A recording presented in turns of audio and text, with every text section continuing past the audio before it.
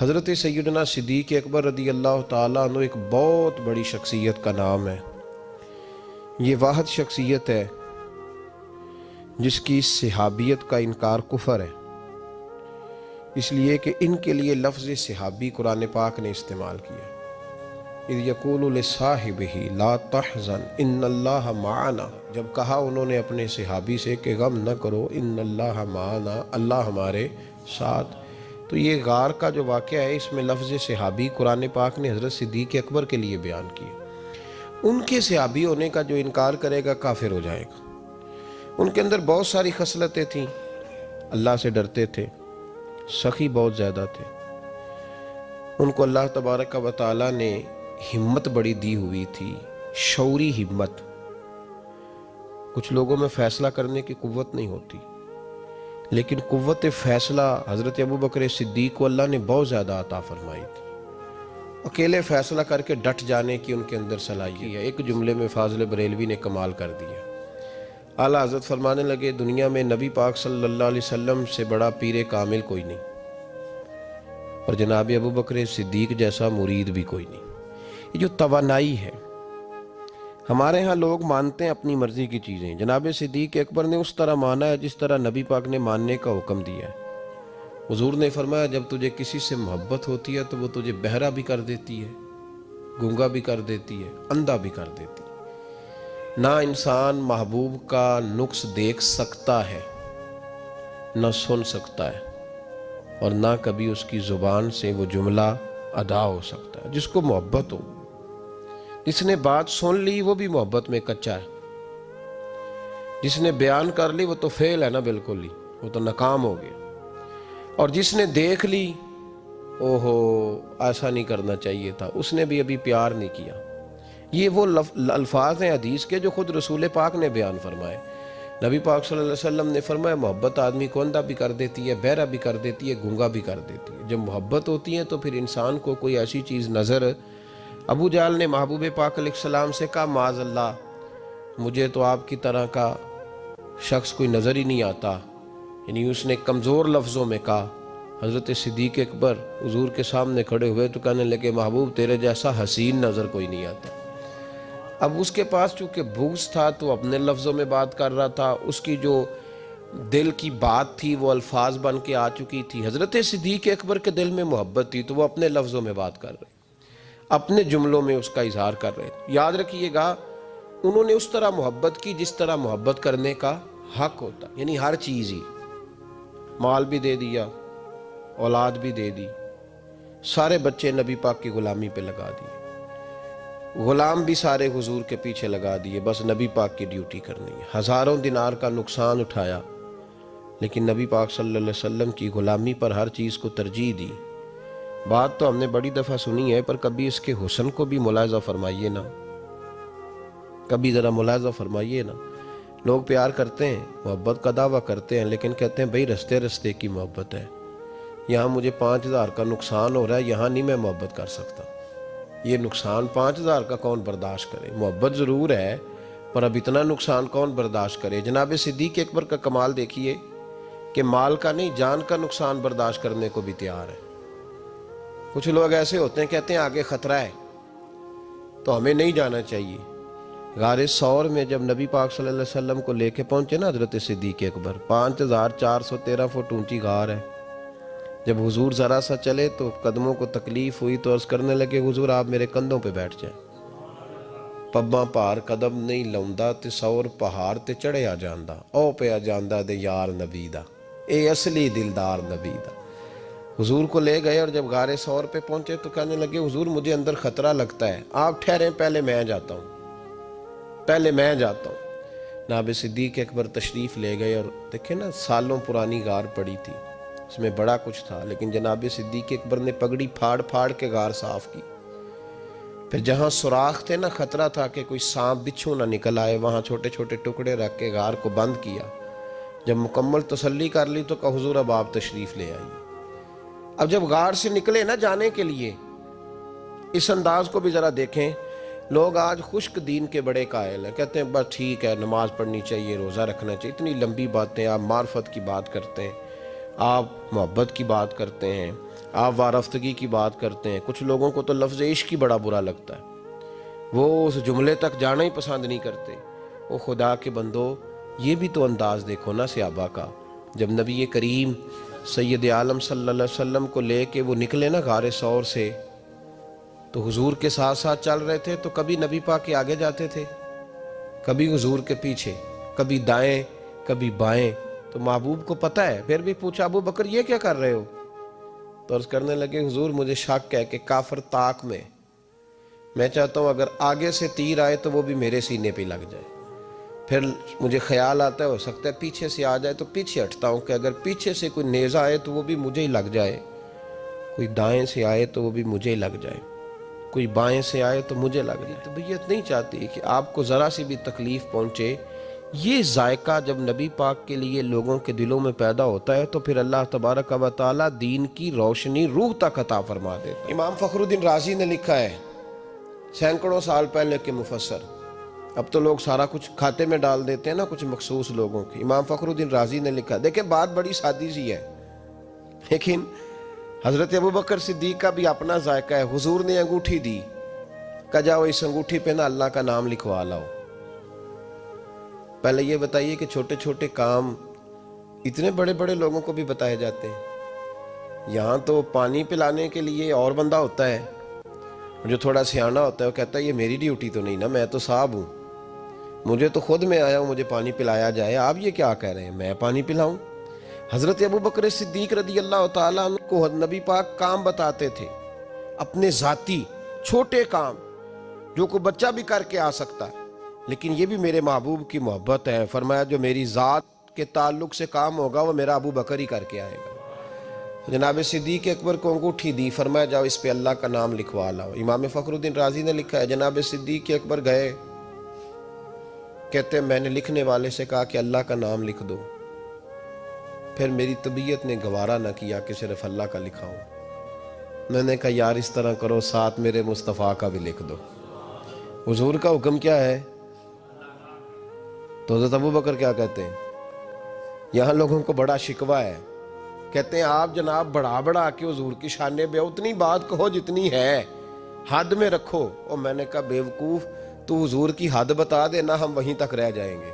बलगल उला बे कमाल ही कशफत दुजा बे जमाल हसनत जमीओ खिसाल सल्लू अलैहि व आले। तू हद बता, हम हद तक रहेंगे।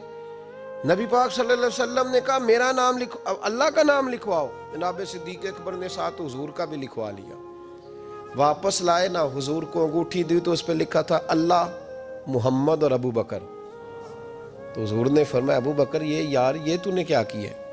मैंने कहा था अल्लाह का लिखवा ला, तू मेरा भी लिखवा लाया अपना भी।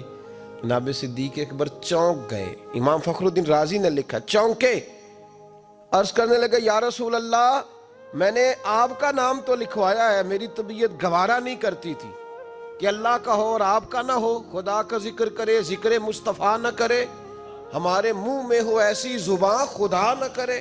कहा हुजूर अल्लाह का नाम तो आपने कहा था और मैंने साथ गवारा नहीं किया कि आपका ना हो, तो मैंने लिखवा लिया है, बाकी अपना मैंने नहीं लिखवाया हुजूर, वल्लाह मैंने नहीं लिखवाया।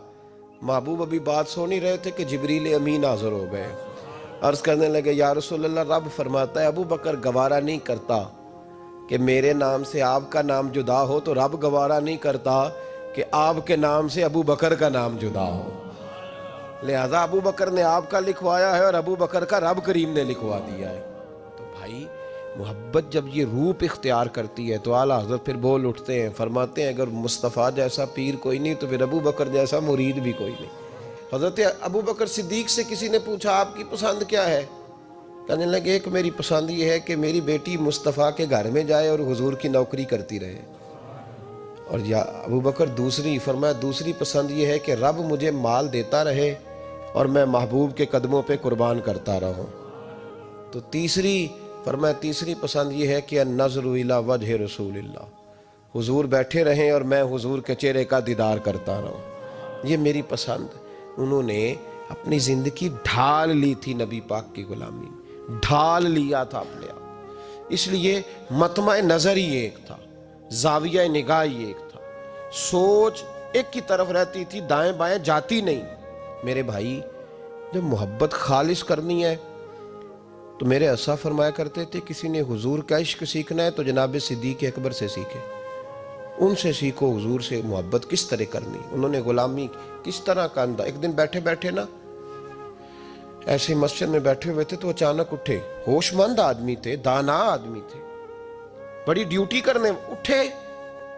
तो जो मुल्क के शाम की तरफ रास्ता जाता था ना मदीने का, उस रास्ते जाने लगे। अमीरुल मोमिनीन हजरत अबू बकर सिद्दीक जाते जा रहे हैं। थोड़ी देर गुजरी तो कुछ सहाबा ने कहा, हुजूर आप किधर जा रहे हैं, हम भी पीछे पीछे, किधर जाना है? तो पलटे तो रो पड़े, कहने लगे एक दफा नबी पाक सल्लल्लाहु अलैहि वसल्लम कई दिन के बाद नजर नहीं आए थे, फिर हुजूर इधर से तशरीफ लाए, तो मेरे दिल में ख्याल आया शायद आज भी हुजूर इधर से आ जाए। तो मैं चला, सब रोगा अंदर रोग मोहम्मद जिसका नाम विछोड़ा।